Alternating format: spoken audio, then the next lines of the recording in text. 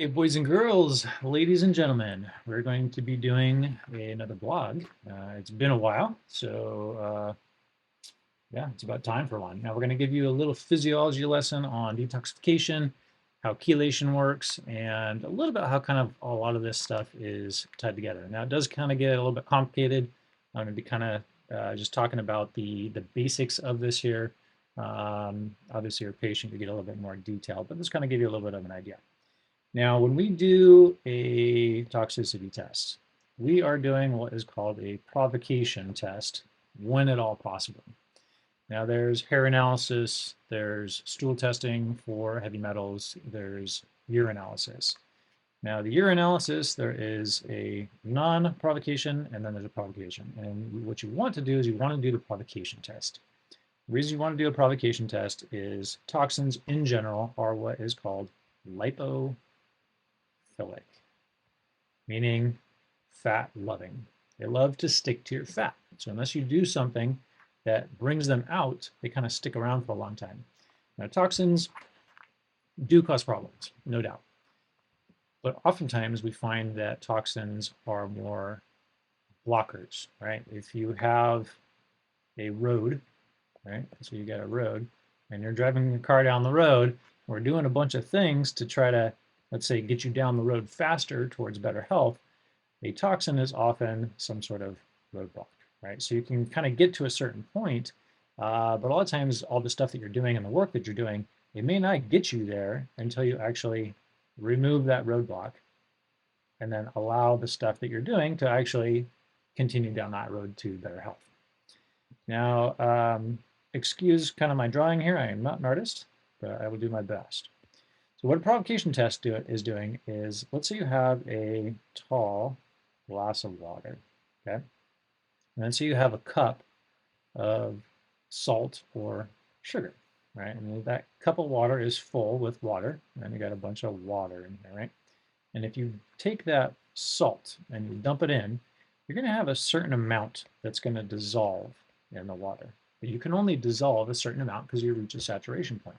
Then what's going to happen with the rest of the salt is the rest of that salt will settle in the bottom of that cup. Now, when you do a non-provocation test, what you're doing is you're testing how much do you have that is dissolved in your body, so to speak. The problem is it's not telling you what do you have that is not dissolved, right? And that's where the provocation test, because the provocation test is the equivalent of taking a spoon, right? So you have a spoon and stirring this up, then you're going to get a bunch more of this that is then kind of mixed in, and then you take a sample. That's a much more accurate way of testing.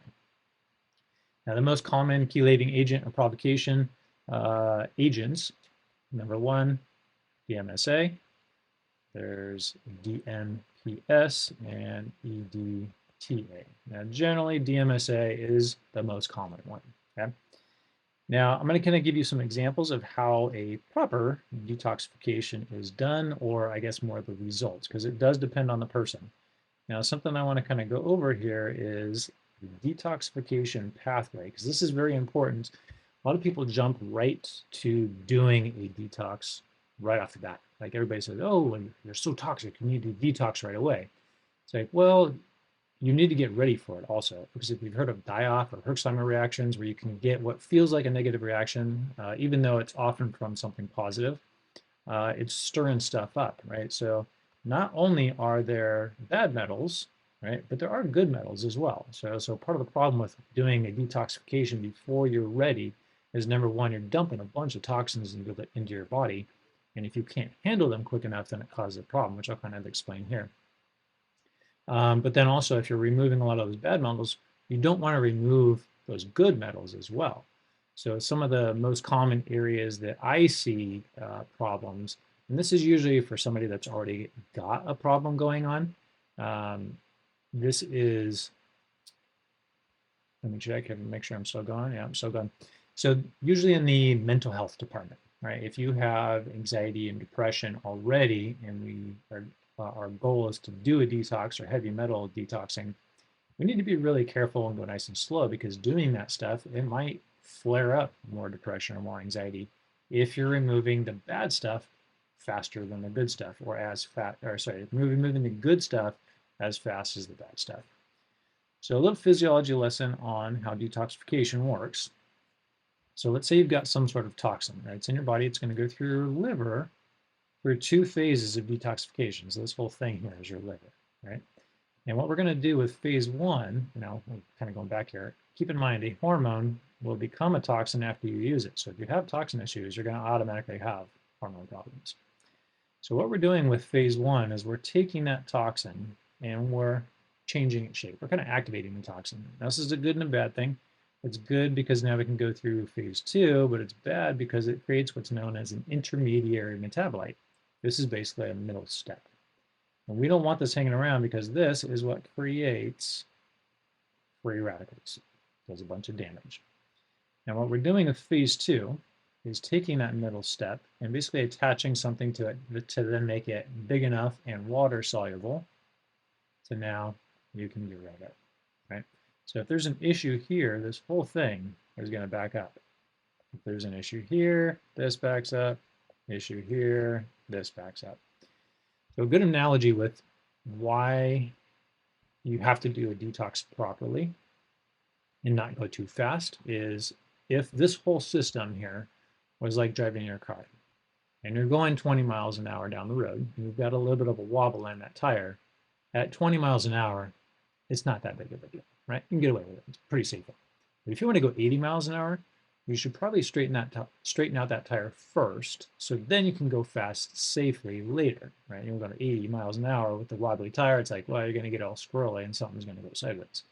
So get all your ducks in a row, get this functioning nice and smoothly first, then you can properly do a detox. Now, again, it does vary from person to person. I want to kind of just give you a little, well, I want to show you some before and afters of a proper detox. So here are 3 different tests that we did. So this is test number 1, this is number 2, and this is number 3. Now, something that I want to bring up is on some of these numbers, it looks like they actually went up, and some of them actually do. And the reason for this is, I'm going to give you another drawing here. So let's get rid of all of that. So let's say you have this giant pile of metal, right? And let's pretend that you've got 70% iron, 20% silver, and we're going to say 10% gold, okay? And let's say you throw this giant magnet over the top of it. Now, let's just say kind of like one of those magnets. It's like on a crane. What's going to happen initially is you're going to pick up a bunch of iron, right? So that iron starts sticking to that.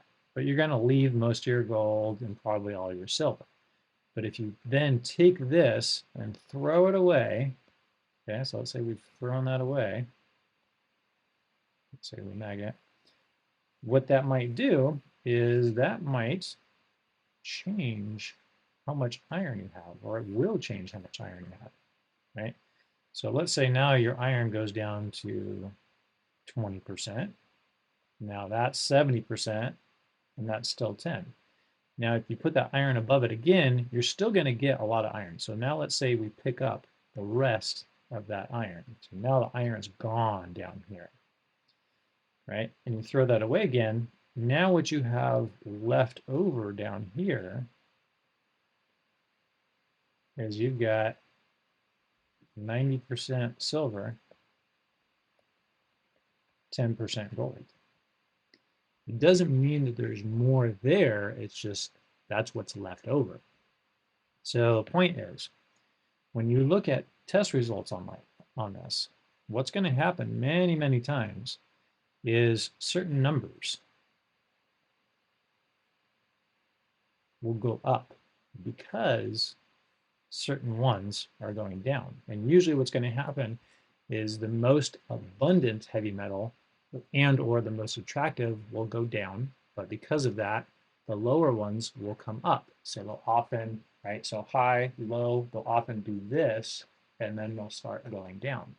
And that's kind of what, well, that is what has happened on this, and usually what happens for most people as well. So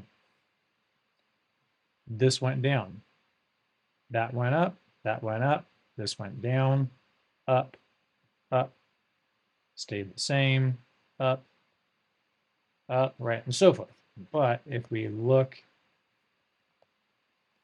compare this one to this one, pretty much all of these have all go down, right? Now this guy was not quite done here, but he's getting pretty close to 0. Now, getting to a theoretical 0 on all this stuff, it's really not feasible, right? We get exposed to this stuff every single day all over the place. So to truly get down to like a 0, which is what this below DL is, right? Below DL means below detectable limits, which is essentially 0. They couldn't measure it. So not feasible. Now, symptom-wise, everybody always asks, oh, what are the most common symptoms you can get from this stuff? It's kind of anything and everything, right? Anything that you have, throw a toxin on top of it, and you've just made it worse. Now, this one is really a really interesting one. And so this individual initially came in, and this person had Parkinson's-like symptoms. And really kind of like his main thing was he was having like this tremor. And he had been to the doctor, and they were kind of like, well, it looks like you have Parkinson's. We're not really sure. It doesn't really, it's not like typical stuff. And that was like kind of it, right? Here's these medications to take. So we started seeing him, and we ended up doing a toxicity test right away. And really interesting on him, his bismuth was super, super high on his number 1 test. This is a number 2 test. And which really I'd never really seen bismuth that high, right? So I mean, this is somebody that's like chugging Pepto-Bismol, but he's like, well, I've never really taken Pepto-Bismol, right? Other than the occasional thing. Come to find out, he worked in the medical field, and one of the common sources or uses for bismuth is in the pharmaceutical industry. And he worked in a hospital, and oftentimes in industrial cleaning agents, pharmaceuticals, deodorizers. That they're going to use for, right, like in the hospital and stuff, is bismuth, right? And if we kind of look at one of the most common symptoms, so monoclonus, lack of coordination, seizures, Parkinsonism. So we started doing a detox on this guy, and this was a few months later, and his bismuth was gone. Now, because his bismuth is gone, that was his most abundant, and in his situation, the most attractive, right? Almost all of his other ones went up. So let's take a look, right? So went up, that one went down, so that's good. Went up, went up, went up, up, up, up, up, up, up, up, up, stayed the same, up, stayed the same, went down. Now what's going to happen with him as we continue this, because his bismuth is now gone, all of these will then start going again. So that's how you properly do a detox. You do it safely, right? You don't want to rush it, nice and slow. Oftentimes you'll hear about IV chelation. And for certain situations, that may be necessary, right? Somebody is like in an acute situation, you got to get rid of it fast. But for the majority of patients, particularly that I see, low and slow, right? It's tortoise versus the hare type thing. You don't want to go too fast. When you try to get in a rush and you rush things, that's when you're going to get in trouble. So nice and slow, do it guided, and there is a time and place. Get all your ducks in a row, then you can do it. Do it with help. Don't do it on your own, because it can be a little bit funky. That is it for today. I'm Dr. Craig Mortensen. Be healthy, be happy, and we'll see you next time.